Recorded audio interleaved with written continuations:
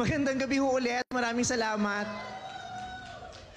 Pagtayo ko, tinatanong ko si Direk Jun at saka si Uge, ano ba tong award na to? Special jury citation for what? For best dressed of the night? Special jury citation for best performance? Ganun ba yon? Ah, okay. So, salamat po.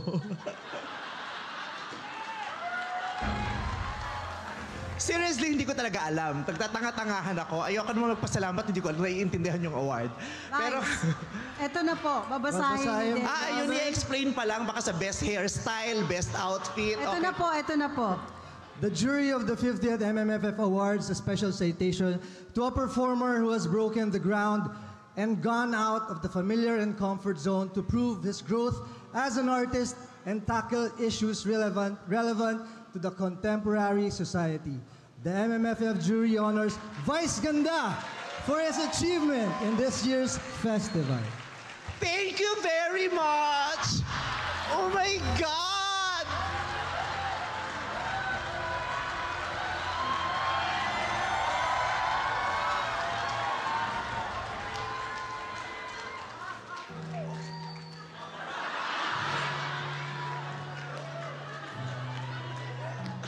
I have long been waiting for this.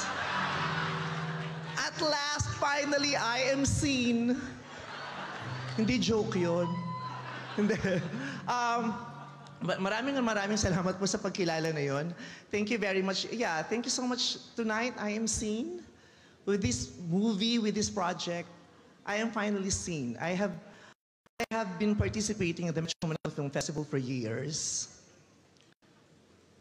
This is the first time na meron akong award.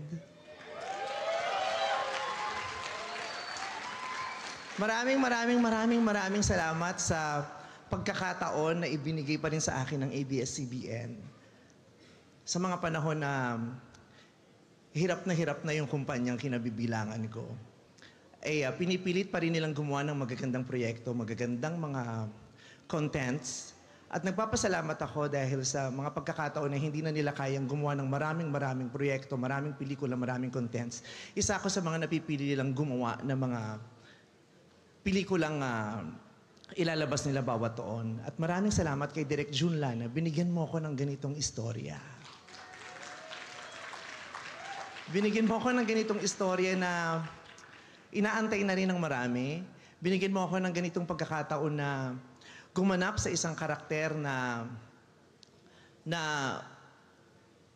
hindi lang magpapatawa, isang karakter na hindi lamang mang-aaliw sa mga manonood, kundi tutusok sa mga puso at kaluluwa ng makakakita nito. At makapagbibigay ng maraming realizations at maraming aral sa mga makakatunghay ng pelikulang ito. Maraming salamat sa paggabay mo at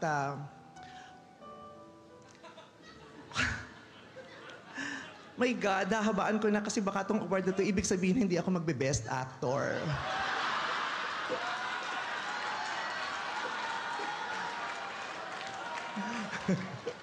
Baka ito yung award sa mga first runner-up. Yung baka sayang naman yung outfit at saka sikat naman siya, paakyatin na natin siya for star value of the moment. Pero special jury citation, maraming salamat sa pagkilala at sinishare ko to sa mga kapwa ko artista sa pelikulang to. I also share this to Eugene Domingo, who I strongly and absolutely believe also deserved to be at least nominated for the Best Supporting Actress. Gayon din si Gladys Reyes at si Maris Racal at ang nanay kong si Malu Santos, producer ko pala yun. Malu de Guzman. Si Malu Santos ang artista. Maraming salamat po talaga. Hindi ko alam kung ano sasabihin ko, pero gusto kong i-share to sa nanay ko. Nanay, may award tayo, mabigat na mabigat. Meron ka na namang i-display at pupunasan ito pagmamalaki sa mga kasama mo sa simbahan habang ipinagro-rosaryo niyo ko. At inaalay ito sa aking asawa na si Ayon Perez. Siya ang pinakamasaya dito. Maraming salamat at inaalay ko to sa lahat ng bahagi ng LGBTQIA+ community.